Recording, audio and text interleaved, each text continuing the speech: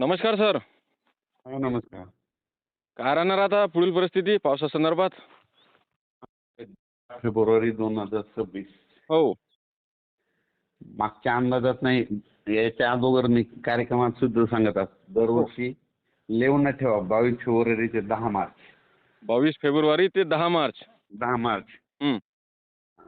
5 राज्य कोणतं? हां. आंध्र प्रदेश, तेलंगणा, कर्नाटक, तामिळनाडू, महाराष्ट्र, हो. छत्तीसगड, मध्य प्रदेश, हो. गुजरात, हो. राजस्थान. हं. 5-7 राज्यातनं दरवर्षी 22 फेब्रुवारी 10 मार्च हो. एक अवकाळी येतेच. हो. आणि त्याच्यामुळे काय होतं, मध्य प्रदेश, गुजरात, राजस्थानकडे तिकडून जर आलं तरी हं. महाराष्ट्राला थोडाफार फटका बसतोय. हो. आंध्र प्रदेश, तामिळनाडू, कर्नाटक, केरळ इकडून जरी आलं हं. तरी महाराष्ट्राकडे थोडं येतंय. हो. छत्तीसगडकडे जरी, आसामकडे जरी आलं हो. तरी आपल्याला फरक हे म्हणजे थोड्याफार भागाकडे येऊन जाते. हो. बरोबर. हे ठरलेलंच लिहूनच ठेवा, म्हणा लक्षात ठेवा दरवर्षीचं. हो. बरोबर आहे. किती? 22 फेब्रुवारी ते 10 मार्च. हा, हे झालं एक. हो. आणखीन दुसरी गोष्ट सांगतो आता. हां. तुम्ही आज कुठं शेतात कुठं बाहेर गेला असाल, हो. शेतात आहे. जाणार असाल, हो. अशा वावटोळी सुटतील बघा, वावटोळी. हां, हां. आजपासून. काय म्हणते आमच्या इकडे वाटोळी म्हणतात. आमच्याकडे वावटळमध्ये. वावळट म्हणतात, काही भागात वाळवट, नंदुरबार होईल तिकडे. हो. हो. बरोबर. तर वावटोळी असे सुटतील, गोल वारे फिरतील ना, असे जातील बघा. हां, हां, हां. पूर्वेकडून येतील, इकडून पश्चिमेकडे जातील. हो का?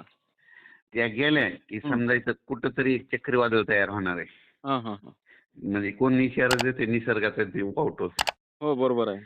वावटळ म्हणते की कुठंतरी एक चक्रीवादळ होणार आहे हं. आणि आभाळ तर निघणार, नसा पाऊस तर येणार, असा ती 10 दिवसांना अगोदर सल्ला देऊन जाते. हो. बरोबर. किती दिवसानं? 10 दिवसांनी सल्ला देऊन जाते. बघा आता सुटेल का नाही. वाटल्यास न परवा दिवशी वाटल्यास आणखीन व्हिडिओ घ्या हो. आणि कुठं जर झाली तर पुन्हा सांगा मला झालेली वाट. बरोबर.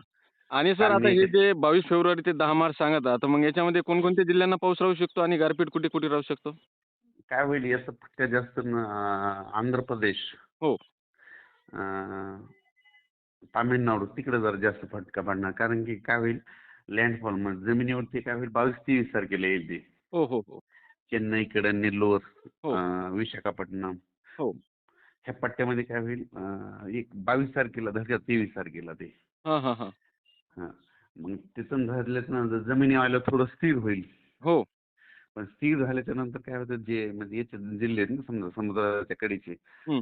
म्हणजे आंध्र प्रदेशचे, तामिळनाडूचे, हो. छत्तीसगडचे, ह्या मग भागात पाऊस जरा जास्त पडेल, म्हणजे पावसाळ्यासारखा पडेल. हो, बरोबर. म्हणजे त्या 4-5 राज्यात. मग तिकडे जर पडत असल्यामुळे काय होईल, त्याचा असर मग आपल्या महाराष्ट्राला काय होईल, हं, इकडे नांदेड जिल्हा, यवतमाळ, चंद्रपूर, हं, नागपूर, हं. इकडं अहिल्यानगर, नंदुरबार, धुळे, जळगाव, नाशिक, हो. संभाजीनगर, जळगाव, हं. कोल्हापूर, पुणे, हो. हो. ह्या पट्ट्याला मग थोडा असं होईल. आणि सोलापूर, आणि सर लातूर, विदर्भामध्ये? विदर्भामध्ये आहे ना यवतमाळकडं. हो का? हं. मात्र सर बाकी जिल्हे वाशिम, अमरावती, अकोला, कुठं? वाशिम आपलं विदर्भामध्ये? हां, हां. वाशिम, अकोला, अमरावती या भागामध्ये मग राहणार का पाऊस समजा? हो, येणार ना. काही भागात येणार ना. हो का? हां, कसं ते आता बरेच शेतकऱ्यांची गहू काढणी चालू आहे, तर आपल्याला फोन येत होते शेतकऱ्यांची, की सरांपासून अंदाज घ्या पुढील काय परिस्थिती आपण राहणार तर. त्याच्यामुळे अगोदर कल्पना करून किती दिवसापासून म्हणतो 22 फेब्रुवारी. मी काय करत असतो, आधी नुसती थोडी कल्पना देत असतो. हो, हो. बरोबर आहे. येणार तर मला महिन्यापासूनच माहिती होतं हे. हो. त्यावेळेस मागच्या वेळेसच सांगितलं होतं 22 फेब्रुवारी नंतर वातावरण खराब होणार. आधीच सांगितलं होतं शेवटच्या बरोबर. आठवड्यात. हो, बरोबर आहे. मागील रेकॉर्डिंगमध्ये म्हणजे 2-3 रेकॉर्डिंगच्या आधी सुद्धा तुम्ही सांगितलं होतं, की 22 फेब्रुवारी ते 10 मार्च वातावरण बदलणार. हो. हो. तर नेमका कांदा काढणं चालू आहे. हो. त्याच्यानंतर तूर काढणं चालू आहे. हो. हरभरे काढणं चालू आहे. हो. बरोबर. चिया काढणं चालू आहे. हो. बरं बरेच सर आता म्हणजे ज्या राजमा ज्या काढणं चालू आहे. तर त्या हो, शेतकऱ्यांनी 22 पर्यंत काढून घ्यायचा. हो. ज्या शेतकऱ्यांचे गहू काढणी झालेली आहे, मग त्यांनी 22 मार्चपर्यंत का 22 फेब्रुवारीपर्यंत काढायला पाहिजे का? आलेले असले तर काढून घ्यायचे. हो का? आणि नसले आले तर राहू द्यायचे. कशाला उगाच काढायचे. हो, हो. बरोबर आहे. म्हणजे आणि हे एवढा पाऊस कसा असतंय, महाराष्ट्रामध्ये म्हणजे हे पावसाचं अवकाळी नसतं की इकडे पडत नसतंय. हो. फक्त काय करायचं, थोडं ह्या 8 दिवसात गव्हाला पाणी देऊ नका म्हणा. या 8 दिवसांनी. म्हणजे कधी ह्या 15च्या नंतर पाणी देऊ नका. 15 हो का? ते हो. जर पाणी दिलं तर काय होईल? हो. पाऊस जर पडेल, अंधारात पडेल समजा तेलंगणात, पण हो. तिथं वारं इतकं सुटेल की तुमचा गहू पडून जाईल. हो, हो. बरोबर आहे. बरोबर आहे मात्र ना? हो, ज्या शेतकऱ्यांचं पाणी द्यायचं राहिलेलं असेल त्यांनी 15 तारखेपर्यंत द्यायला पाहिजे. गव्हाचं पाणी देऊन घ्यायला पाहिजे. कारण की काय होतं मग पुन्हा ना वाऱ्यानं नुसता गहू पडत आहे. हो, हो. बरोबर आहे. हो.